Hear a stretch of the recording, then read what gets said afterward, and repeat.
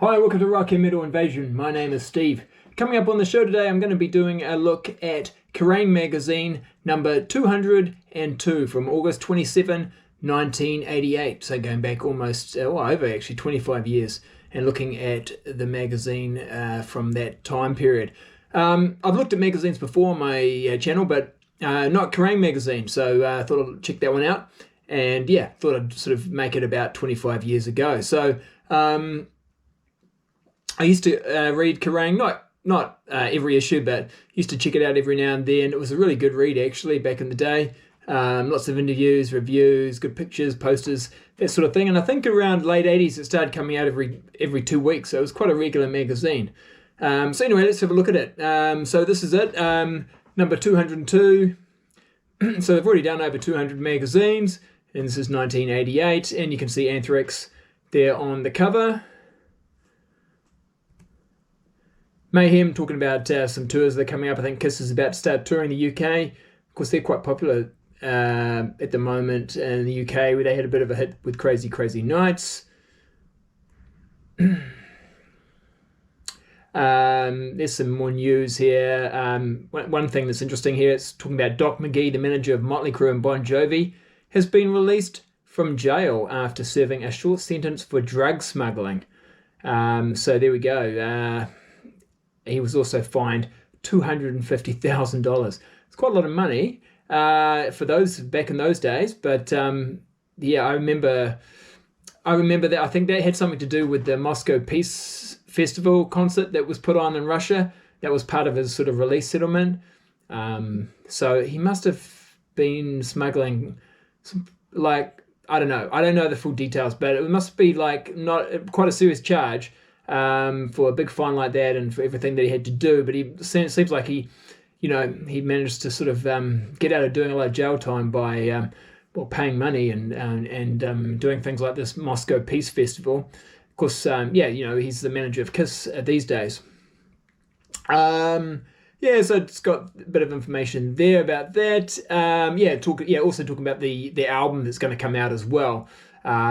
So that's also going to be the money from that album, which ends up being called I think it's called Stairway to Heaven, something like that. It's like a compilation album, and money from that, the sales of that, also are going to go to. It says here proceeds will go to a special rehabilitation foundation. Anyway. Reid St. Mark, there's the drummer from Celtic Frost. He's just left the band. I think, this is all about what happened with the album Cold Lake, where they basically they became a bit of a joke really there for a while. I'm to be honest, I'm not a big fan of the band. In fact, I probably quite like Cold Lake, but that's it's more my kind of music, I guess. And basically what he's saying here is he's left the band because they were starting to sound like Dokken. I probably would have liked them more if they started to sound more like Dokken. And I don't actually mind Cold Lake, but I'm not familiar with too much more of their other material. So I just, saw the glam look that they had on Cold Lake and thought, oh yeah, I'll check that out.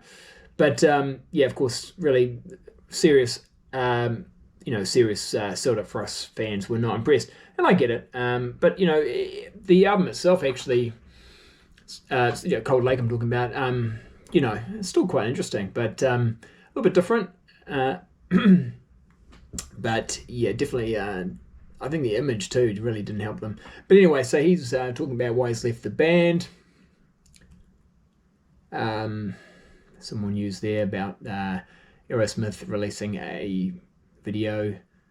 I was talking about here too about No Shame, that they've got a new. So that was an all-girl group, and they've got rid of their drummer, got a new drummer in.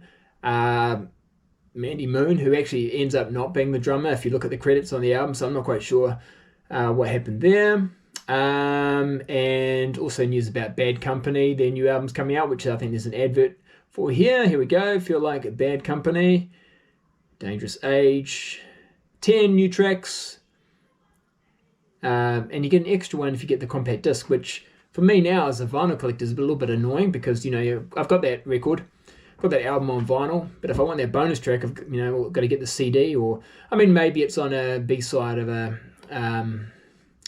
of a 45 single or something like that. But I mean, I don't know, to be honest. But I mean, it's an okay album. I prefer the next one, Holy Water. That's a good album. Communication, that's just like letters that people write in. I guess it's a little bit like what we have for social media now. That's kind of what that is. This guy, he's he was on the TV show called The East Enders. It's a little bit like a soap opera type show. I think he's just talking about the fact that he likes rock music, I think, and yeah. Now these guys, Demoles, they're compared to Poison a little bit, but if you can believe it, they're kind of like they kind of make Poison look like Led Zeppelin, to be honest with you. I've got their album, but I don't know. There's a couple of okay songs, but I'm not the biggest Poison fan in the world. So, you have a band that sort of is sort of second tier Poison. It's not the greatest. It's quite glammy and not that heavy. But I guess that was kind of the sound that had its sort of moment where it was quite popular there for a while. You can see the look the band's got there. Iggy Pop and Cold Metal is it's talking about the single and the 12-inch single from the album Instinct. Yeah, and then more about Demoles. Like I say, I've got the album. 777 is not a bad song, I suppose. That kicks off the album, I think. But Lizzie Gray, who's in Demoles, of course, he actually used to be in the band London. Of course, lots of people have been in and out of that band. And SS Priest from Demoles also used to be in the band Diamond Rex. They've got a couple of albums out as well. And then just on the side here, it's talking about Bullet Boys. So this must be one of the first interviews with Bullet Boys, because they haven't actually released an album yet. But it's talking about the fact that, well, maybe it's just about to, but it's talking about the fact that they've produced an album with Ted Templeman. There they are there. Okay, so this is about Vixen, obviously. Now, this is written, I think, by Derek Oliver, and you can sometimes when you go back and you read these things, you kind of go, "Oh, this hasn't dated very well," because things like, Derek Oliver, it's gone completely mad. Derek Oliver's sausage, that is. The man is surrounded by the gorgeous, pouting members of Vixen. So why not? In a calmer moment, he decides their debut LP heralds a new age where Gal HMX play as good as the chaps. I mean, like the fact they're even saying that, like, yeah, it's I guess that back in those days, like having an all-girl group, it was, and it's still not that common now, I guess, but still, they're really playing off the sexuality or femininity of the group. It gets worse, to be honest with you. Girls, don't you just love them? All hips, lips, and huge, big, and then it's got ... big eyes. Oh man, this is bad. Yes, indeed. I bet there ain't a red-blooded macho man reading this Fabo rag whose peepers haven't already popped out of their sockets at the endless possibilities to hand. Yeah, it actually does get worse. Mind you, and he's talking about how things are changing. Okay, yeah. So mind you, things are changing rapidly these days, and perhaps it's for the better. Fewer and fewer women in rock feel comfortable fulfilling the traditional role geezers like me always seem to cast them in. You know what I mean, describing them as decorative bimbos, brainless sex kittens to be used, abused, and eventually discarded by male metal men. Oh my gosh. So, anyway, Derek Oliver actually is the guy who, I think he started Rock Candy magazine and the CDs.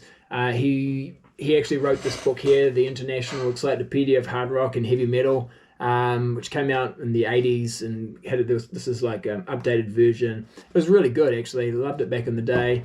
And yeah, he wrote a lot for Kerrang. like I say, this is 25 years ago, so you can't be too judgmental.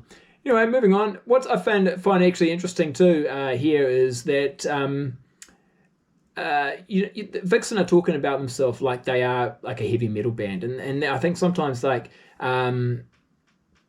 that's something that people forget about is that although no one would say Vixen's like heavy metal, back in the day, bands like this were sort of put in the metal section and they were considered heavy metal. And I mean they're even talking about it here. Like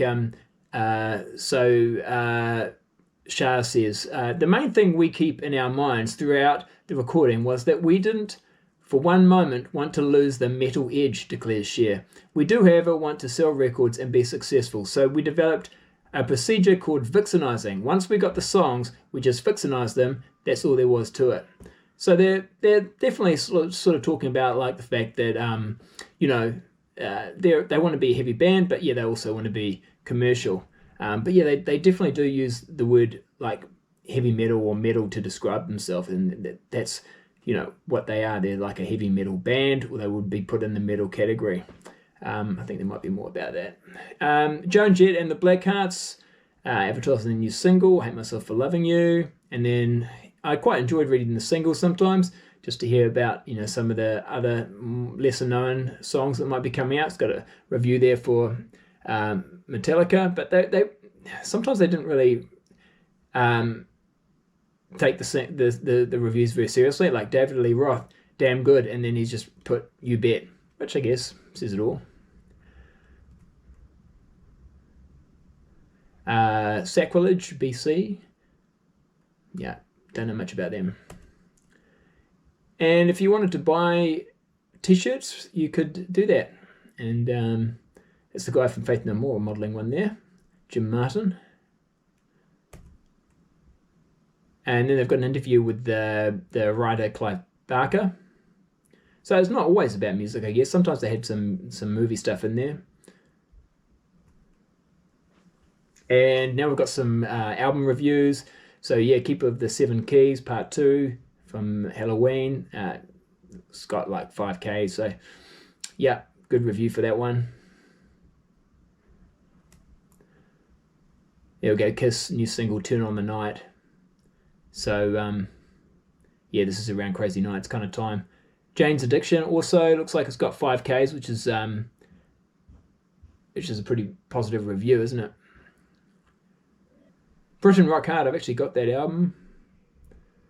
It's not that memorable, but got 3.25 stars. It's pretty good.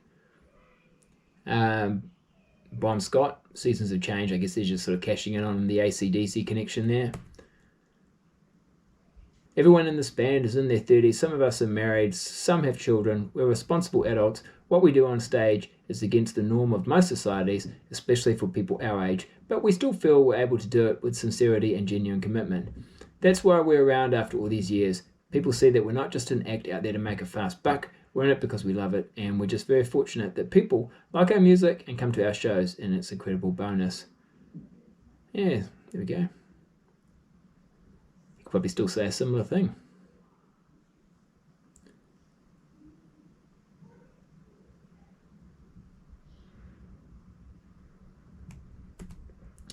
Anyway, it looks like it'd be quite an interesting interview there. Shrapnel's quite interesting to read too, because it's sort of talking about some of the smaller bands, the up-and-coming bands, what they're releasing or touring. So sometimes you'd hear about bands before they sort of became popular. Some big acts touring, Slayer, Metallica.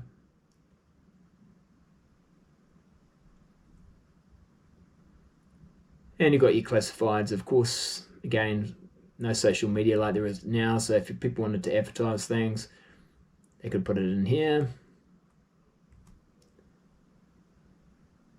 Sell things, of course. And guitars. Concert reviews, Robert Plant, Cheap Trick.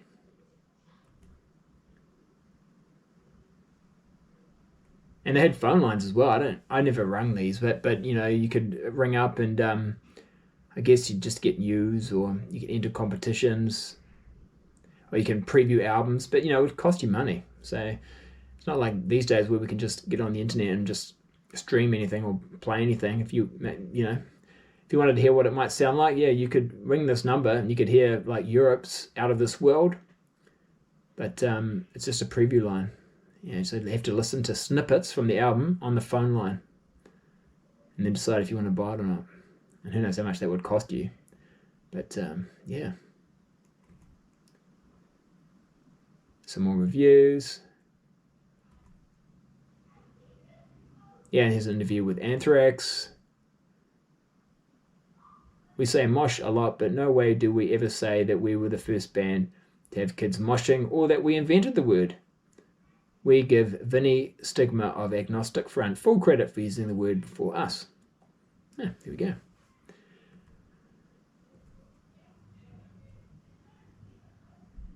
My first concert was Anthrax. And then talking about the next issue, what's coming up in the next issue. And they always, usually anyway, they'd have this cartoon called Pandora Peroxide. And the charts are quite interesting as well. So these are kind of more like hard rock, heavy metal charts. Also the imports charts are quite interesting, because often it's bands that haven't been released yet, at least in the UK. And star choice can be quite interesting too, you know, so well-known musicians, you know, listing their favourite albums. Yeah. Pat Benatar, Def Leppard, Cinderella, they're sort of on top of the charts at that time. Yeah, a lot of big names in the singles as well. Indie metal, well, you know, you got Metallica, Aerosmith. They don't seem that indie now, do they? Anyway. There we go. Metallica single being advertised, and with the Bread Fan and the Prince as B-sides. All right, there we go. So that is Kerrang magazine, all the way back from 1988, and yeah, quite interesting going back and reading some of that. Yeah, I just went through it fairly quickly, but still took me a little bit of time, didn't it? But yeah, really good magazine, worth checking out. Like I say, you know, some of it has dated and aged not necessarily that well, but it's, you know, the reviews are always quite interesting, and you know, the interviews as well, hearing from bands back in those days, what was going on. So yeah, I might do another magazine like Kerrang again, or a different one. I hope you enjoyed that. If you've got any comments or questions about you know, what we covered in the magazine, put it in the comments. Hit the thumbs up, and if you haven't hit the subscribe button, please do that, so you get to know anytime I'm posting new content. All right, thanks for watching. We'll catch you later. See ya.